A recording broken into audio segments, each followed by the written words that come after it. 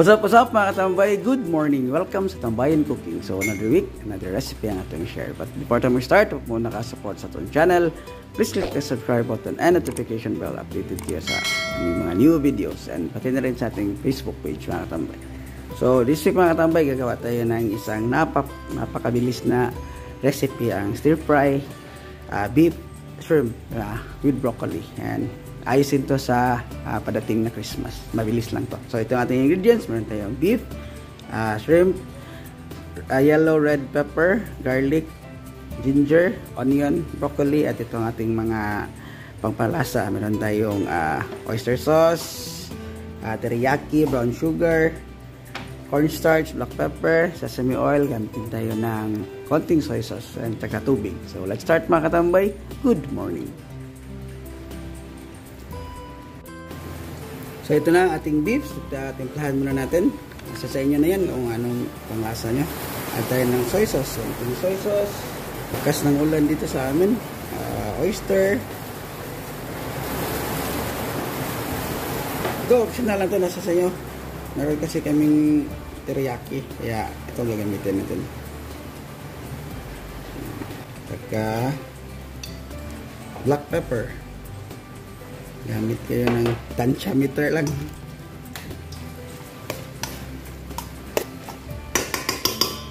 Tayo ng cornstarch.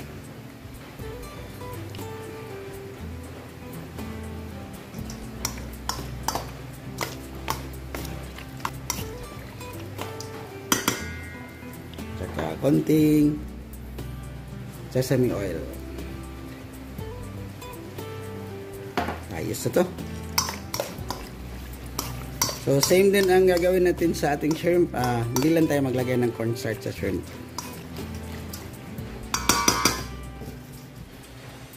Ito ang ating shrimp. Konti lang. Soy sauce.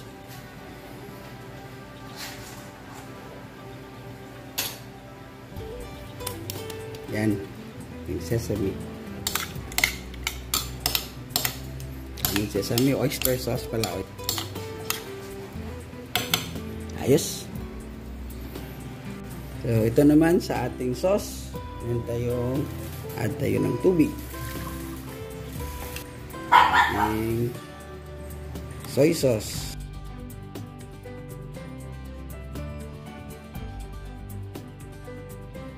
Oyster sauce.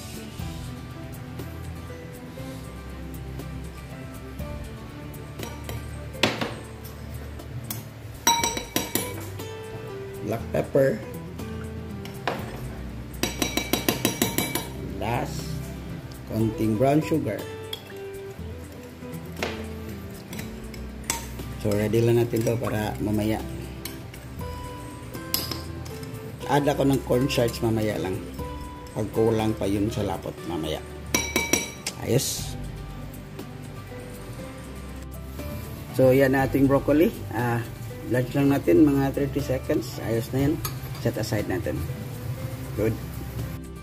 So ito, painitan tayo ng mantika. So share muna natin yung ating beef.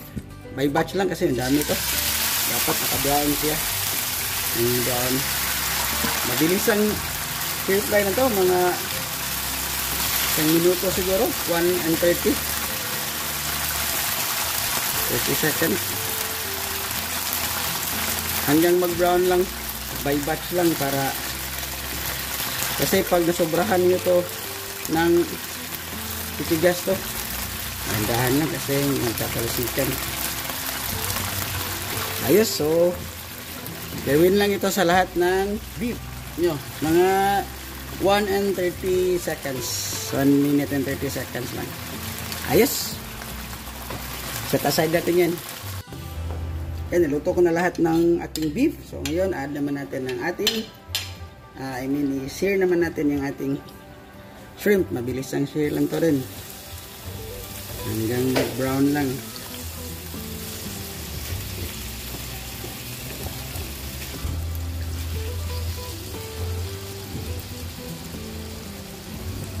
Adjust natin ang apoy.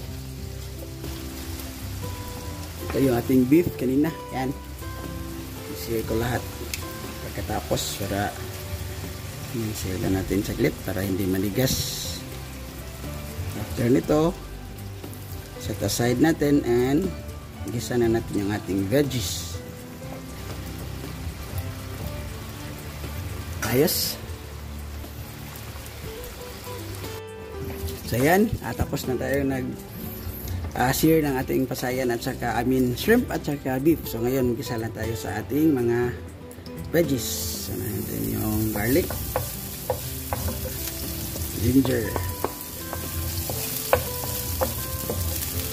saka ating onions,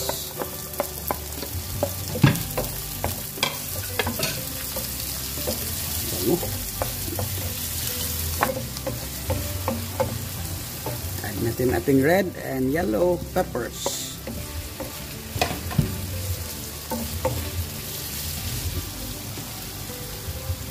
Isahin saglit. Ayos.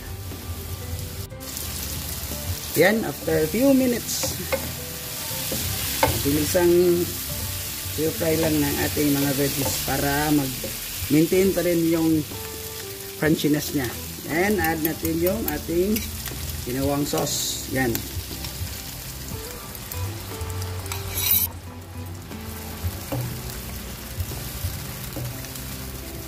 So, after ito magmulo ng konti, parang mag-thicken siya, add na natin yung ating beef at saka shrimp and broccoli. And tapos na tayo.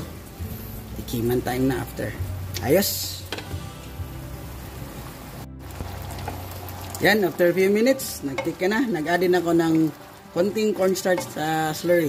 At tubig at saka cornstarch, konti lang. And add na natin ating beef at shrimp.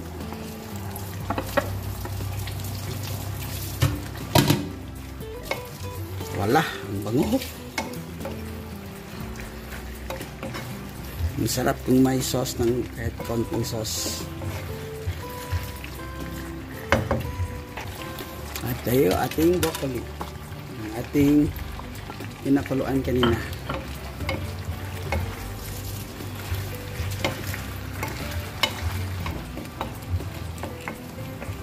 Ayos. Luto na ating beef, shrimp, broccoli, stir fry. Thank you, Lord.